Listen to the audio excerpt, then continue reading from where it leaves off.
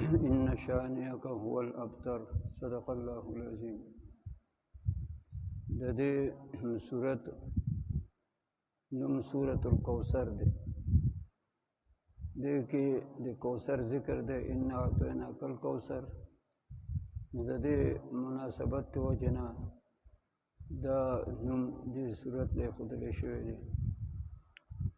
د دې شان نزول هغه مفسرین دا ذکر کوي چې په مکه مکرمه کې د نبی کریم صلی الله علیه وسلم زوی مبارک هغه وفات شو. نو مشرکینو په ډېره غټه خوشحالي وکړه چې د ده نارینه نسل پاتې نشي، ځکه زنانو سره نسل نه جوړېږي. نسل هغه چې جوړېږي نو هغه په نارینه او هغې سره جوړېږي.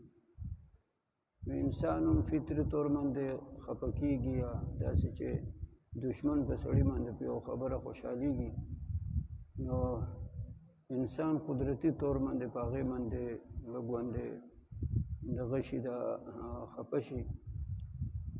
نو الله تعالی دا آیتونه نازل کړه چې ته ولې خفه کېږې؟ انا اعطیناک الکوثر، تا له موږ د کوثر شانته نعمت هغه راکړلی چې ټول پیغمبران به په هغې ولاړ وي، او د ټول مخلوق هغو له به د هغې نه قیامت پر ورځې باندې اوبه هغه ورکولی کېږي.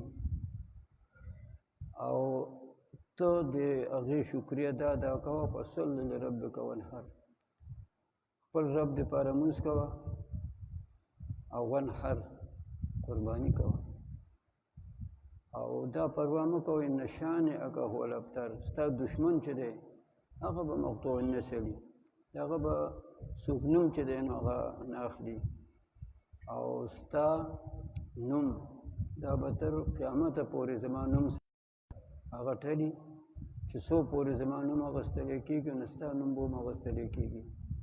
نو ګوره تاسو چې وایي لا اله الا الله، نو ورسره محمد رسول الله، بیا تاسو وایي اشهد ان لا اله الا الله، نو واشهد ان محمد رسول الله.